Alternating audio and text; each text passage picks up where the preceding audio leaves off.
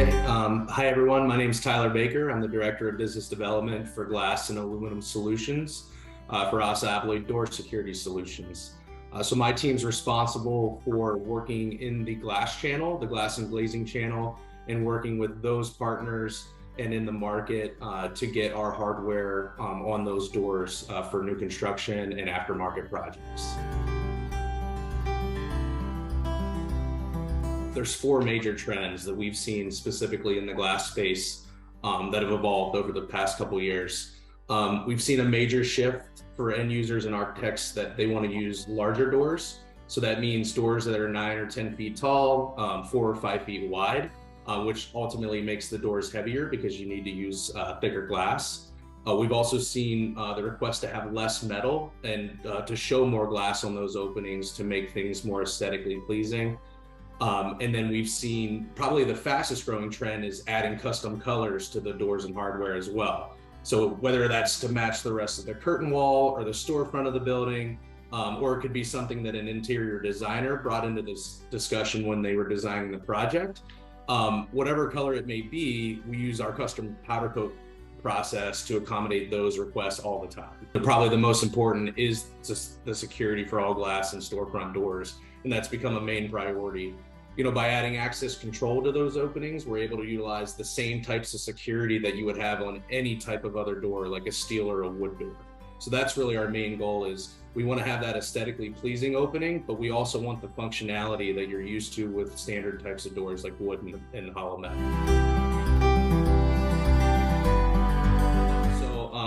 We have to be a little bit more creative, right? We have to add some metal in different places. We have to run wire where we can, whereas you have a lot more opportunity whenever you have hollow metal or wood doors or those types of applications.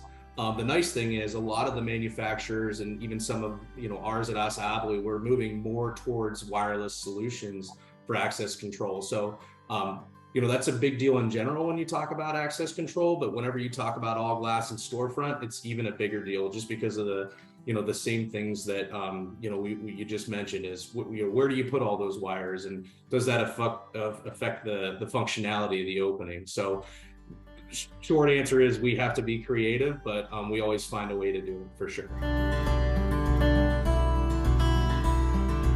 Probably the three that stand out for me is security, specialty type openings, and ADA compliance.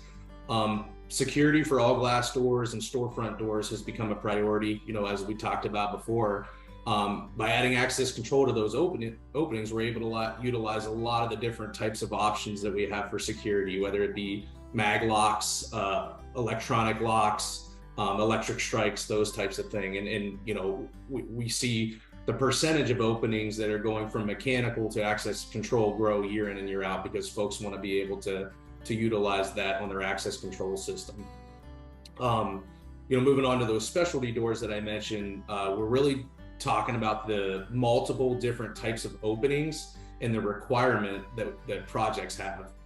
For example, if there's a project that has a hurricane impact requirement in the state of Florida, there's multiple manufacturers of doors that have tested their assemblies with our hardware to be able to meet those requirements.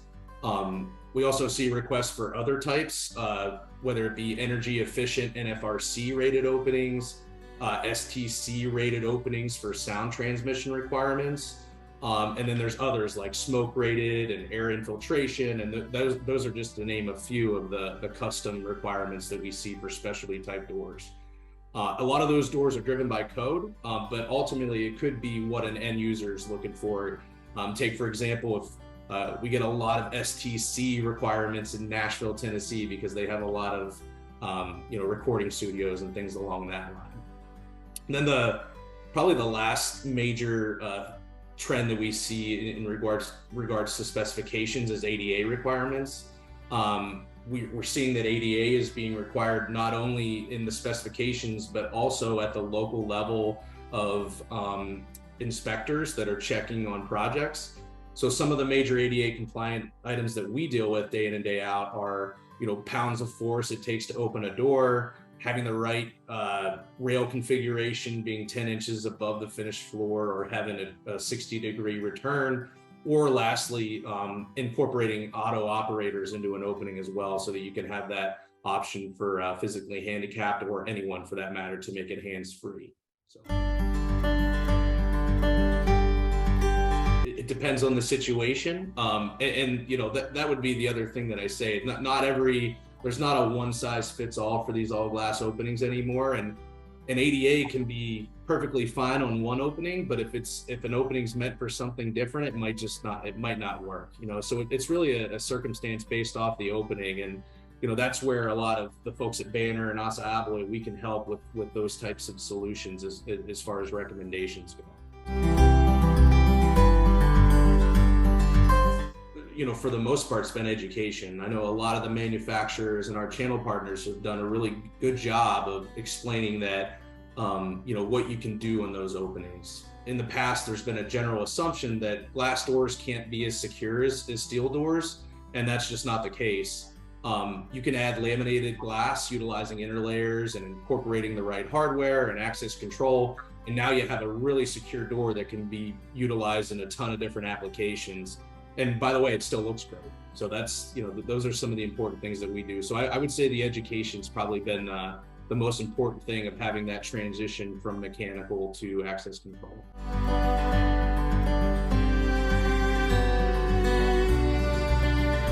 Yeah, so the original Storefront and all glass exit device that used that roller latch, they were essentially adding a latching mechanism that uses that roller ball to go in and out of a strike overhead for the most part, center hung doors. And that can be used by either, you know, having a request to exit, or, you know, mechanically turning the key, or the main part, you can always, or the most important part, you can always depress that roller device by depressing the push bar of the panic device, so you have free egress on the opening as well. Some of the upsides, I would say, is, you know, this is probably the first time they were able to utilize locking hardware for that type of opening and use access control that wasn't necessarily a mag lock. We know some of the issues that you run into with mag locks in regards to code and functionality. The risk with that type of device is, you know, it may not be as secure as a standard type panic device because of that roller latch design. When our engineering team at ASSA ABLOY was designing this exit device, it needed to meet the same requirements that any other ASSA ABLOY exit device would meet. So if you think about manufacturers like Sargent, Corbin, Russwin, and Yale, they needed to meet the same type of requirements as those exit device manufacturers. So in order to do that, the latching mechanism needed to be changed, and that's how the Pullman style or flat latch device was developed from Rockwood, or how it was born. It goes through a stringent cycle testing process. So you're talking the same types of grade 1, grade 2 requirements that we would have for any of our exit devices. And then from there, we kind of take it to the next level where we do pull force testing, security testing. So if you think about for pull force testing, we actually just updated our device to 1,000 pounds pull force test. So that's essentially pulling on that device with over 1,000 pounds of force, which, by the way, we don't recommend on an all glass door. We typically have to move to a different type of door so it doesn't break. And then other types of security tests where we're, you know, at our test lab, we're literally taking giant 100-pound weights and we're throwing them against different types of doors with that exit device on the door itself, and seeing how it holds up against those types of tests. We did want to make the installation a little bit, the process a little bit more seamless or easy. So essentially, the things that we focused on is, you know, the folks that are building the door at their facility, and then the glazing installer in the field.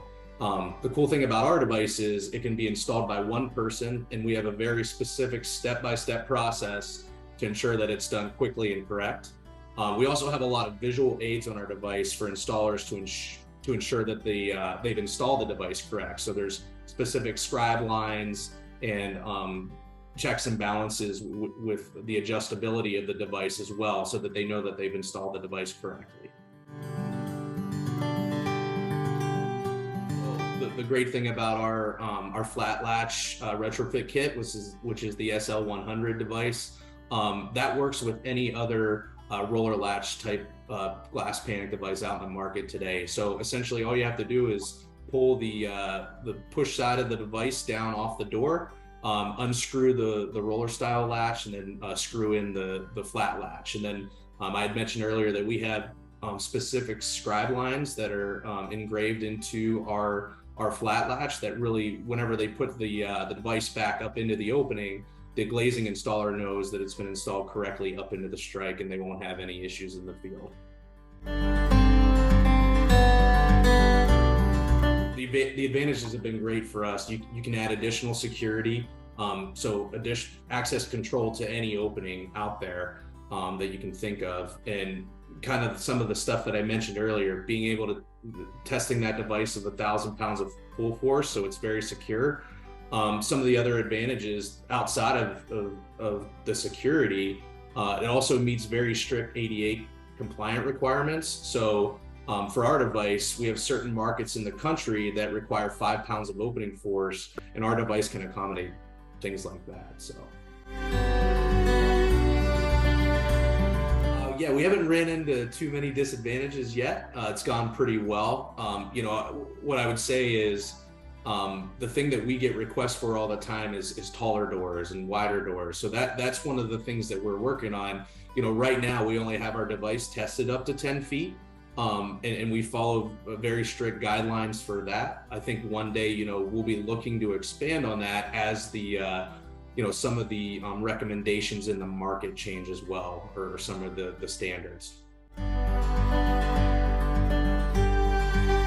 You know, when we start talking about doors that are 9 and 10 feet tall, we usually recommend that they use thicker glass, and there's reasons for that. It adds rigidity to the door. You know, there's different hardware that can accommodate closing that door as well for ADA purposes. And you know, as we see those doors getting taller and thicker, the weight gets to be significant. We're talking doors that weigh 300, 400 pounds, or even more than that. And we see that same thing in access control as far as, you know, when you lose some functionality. If you're using less metal, say they want to use patch fitting style doors or narrow style aluminum type doors, that can take away some of the functionality that lets us utilize products that keep a door more secure, just because the amount of the metal and the blocking that we use, you know, to make things a little bit more rigid. So I would say don't be afraid to reach out. Sometimes when folks see glass doors or aluminum doors, they tend to shy away from it and let that go to kind of just let it hang out in the air. We're here to help with a lot of that stuff, and there is a lot of industry. You know, I'd say there's some publications that you could utilize as well. The NGA and the GANA, which is the Glass Association of North America, they have publications on heavy glass door design guides that I'd highly recommend to anyone that's in the design process for glass doors. It's really just a guideline of the types of glass doors and what recommendations based off of the hardware that's required on the openings as well for the project.